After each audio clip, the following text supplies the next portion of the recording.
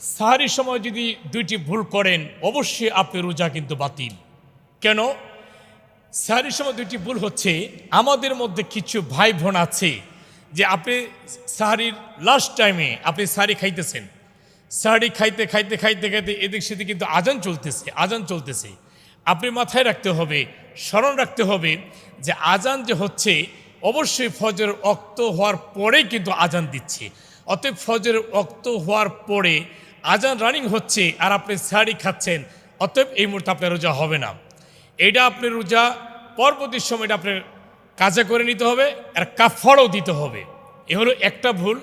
আপনারা কখনো আজানের সময় কেউ সাহারি খাবেন না, সাহারি লাস্ট টাইমের পরে আর কখনো সাহারি খাবেন না। লাস্ট টাইমের আগ পর্যন্ত, লাস্ট টাইম পর্যন্ত আপনারা সাহারি খাবেন। এমন সাহারি খেতে খেতে খেতে খেতে দেখতেছেন যে আপনার আজান হয়ে যাচ্ছে, এরকম যদি অনুভব হয় আপনি তাড়াতাড়ি মুখটি খানা আপনি ফালাই দিবেন, ওই খানা কিন্তু আপনি গিলতে পারবেন না। আজান হওয়া মানে সাহারি খাওয়ার সময় শেষ। এটা আল্লাহর তরফ থেকে আল্লাহর বিধান, নির্দিষ্ট সময়।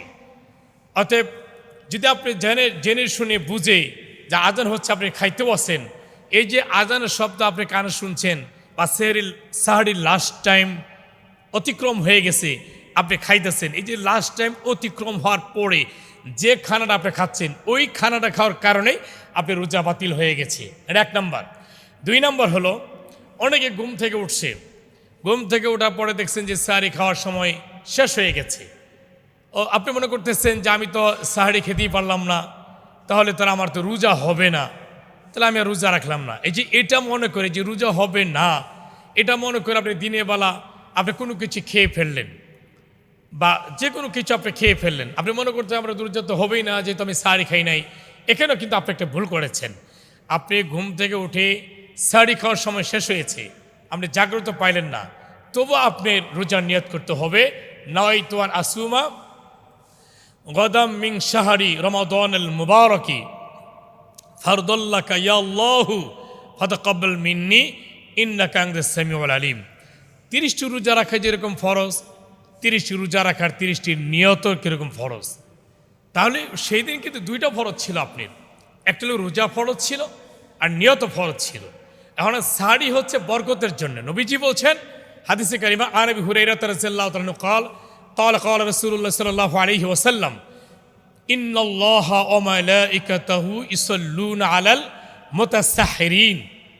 নিশ্চয়ই আল্লাহ রাব্বুল আলামিন রহমত নাজিল করেন, বরকত নাজিল করেন ওই ব্যক্তির উপরে যারা সাহারি খায়। হাদিসটি সহি, হাদিসটি হাসান, বুখারী শরীফ হাদিস, সহি হাদিস। তে আল্লাহ রাব্বুল আলামিন রহমত নাজিল করেন, বরকত নাজিল করেন ওই ব্যক্তির উপরে যারা সাহারি খায়। নবীজি সাল্লাল্লাহু আলাইহি ওয়াসাল্লাম বলেন যে কমপক্ষে তোমরা সাহারি না খেয়ে রোজা নিয়ত করিও না। কেন? সাহারির ভিতরে অসংখ্য বরকত রয়েছে, রহমত রয়েছে। নবীজি সাল্লাল্লাহু আলাইহি ওয়াসাল্লাম বলেন যে আল্লাহ রাব্বুল আলামিন রোজাদারের জন্য 5টা পুরস্কার দান করছেন। 5টা পুরস্কার মধ্যে 5 নম্বর যে পুরস্কারটা, এটা হচ্ছে রোজাদারের শেষ রাত্রে। অতএব মানে সাহারি খাওয়ার সময় আল্লাহ রোজাদারের গুনাহগুলো মাফ করে দেওয়া হয়। সুবহানাল্লাহ, আল্লাহু আকবার। এই কথাটা নবীজি বলছে তোমরা সাহারি খাওয়া বাদ দিও না, কমপক্ষে একটা খেজুর খেয়ে হলেও, এক ডুব দুধ খেয়ে হলেও বা এক গ্লাস পানি পান করে হলেও তোমার রোজার নিয়ত করবে, যাতে সাহারি খাওয়ার বরকত থেকে তুমি বঞ্চিত না হও। তাহলে আজকের এই বিষয় থেকে আমরা বেশ কিছু কথা বুঝতে পারলাম যে দুইটি কারণে আপনার রোজা নষ্ট হয়ে যাচ্ছে। সেহরির সময় দুইটা ভুলের কারণে আপনার রোজা নষ্ট হয়ে যাচ্ছে। এক নম্বর পাইলেন কোনটা? আপনি সাহারি খাচ্ছি, ও দিক দিয়ে আজান হচ্ছে আর আপনি সাহারি খাচ্ছেন না, যেহেতু আজান হচ্ছে আর এই মুহূর্তে আপনি সাহারি খাচ্ছেন, এর কারণে আপনি কিন্তু রোজা নষ্ট হয়ে যাবে, রোজা ভঙ্গ হয়ে যাবে। ওই দিনের রোজার পরে, রমজানের পরে আপনি কাজা করে নিতে হবে। এরপর আপনি এই রোজার আপনি কাফারা দিতে হবে। আর দ্বিতীয় ভুল হচ্ছে যে আপনি ঘুম থেকে উঠলেন, দেখলেন যে সাহারি খাওয়ার আপনি সময়, এখন আর সময় নেই, সময় শেষ হয়ে গেছে। আপনি মনে করলেন আমি তো সাহারি খেতে পারলামই না, তো আমার রোজা তো হবেই না। এটা মনে করে দিনের বেলা আপনি কোনো কিছু খেয়ে নিলেন বা রোজার নিয়ত করলেন না, দিনের বেলা কোনো কিছু পানাহার করে ফেললেন, এটা কারণে কিন্তু আপনার রোজা নষ্ট হয়ে গেছে। এই জন্য এই ভুল দুইটা কখনো করা যাবে না।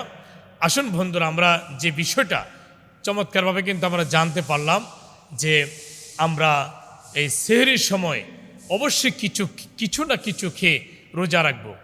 আরেকটা কথা, অনেকে এই ভুলটা কিন্তু করে থাকে, সেই কোনটা, সন্ধ্যা রাতে সে খেয়ে নেয়, সন্ধ্যা রাতে জাগ্রত থাকে, রাতে 12টার মধ্যে জাগ্রত থাকে। এটা আমাদের প্রশ্ন করে, হুজুর আমি রাতে 12টার মধ্যে জাগ্রত থাকি, 12টা 12:30টার সময় একবারে সাহারি খেয়ে একেবারে ঘুমিয়ে যাই, ইনশাল্লাহ ফজর নামাজের খবর নাই, একবারে উঠি সকাল 9টা 10টা।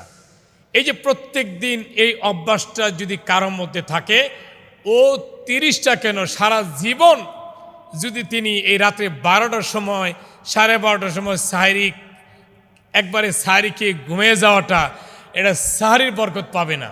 ভাই, প্রত্যেকটা নামাজের প্রত্যেকটা আমলে কিন্তু নির্দিষ্ট একটা সময় আছে। তাহাজ্জুদ নামাজ রাতে 2টার পর থেকে একদম গভীর রজনীতে, রহমতের সময়, বরকতের সময়, ওটা গুনামাপের সময়, কবুলের সময়, ওই রহমতের সময় তাহাজ্জুদ নামাজটা কেউ যদি না পড়ে, প্রত্যেক দিন যদি খালি আসার নামাজের সাথেই তাহাজ্জুদ পড়ে নেওয়া হয়, আপনার বিবেক থেকে বলছি, আপনারা বলুন তো, এই রহমতের সময় এই গভীর রাত্রে আরামের ঘুম হারাম করে, আরামের বিছানাটাকে ত্যাগ করে, শয়তানের সাথে যুদ্ধ করে, আরামের শীতের কনকনা শীতের মধ্যে আপনার আরামের ল্যাবকে কম্বলকে ছুটে ফেলে দিয়ে আল্লাহর সিজদার জন্য আপনি নামাজে দাঁড়িয়ে গেলেন, এই সওয়াবটা কি আপনি এশার নামাজের টাইমে পাবেন? এটা কি বিবেকে ধরে? হতে পারে আপনি এশার নামাজের টাইমে, নবীজি একটা হাদিসে বলছেন, কমপক্ষে এশার তাহাজ্জুদ নামাজ থেকে তোমরা একেবারে নৈরাশ হয়েও না, বঞ্চিত হয়েও না, কমপক্ষে তাহাজ্জুদ নামাজের বরকত হিসাবে এশার নামাজের সাথে তোমরা, বা এশার নামাজে পরে 2 রাকাত 4 রাকাত তাহাজ্জুদ নামাজ তোমরা পড়ে নিবে। এটা বলছেন বরকত হিসাবে বলছেন, কিন্তু শেষ সাথে যে তাহাজ্জুদ নামাজে যে বরকত রহমত রয়েছে, ওই রহমত আপনাকে সন্ধ্যা রাতে কখনো দিবে না।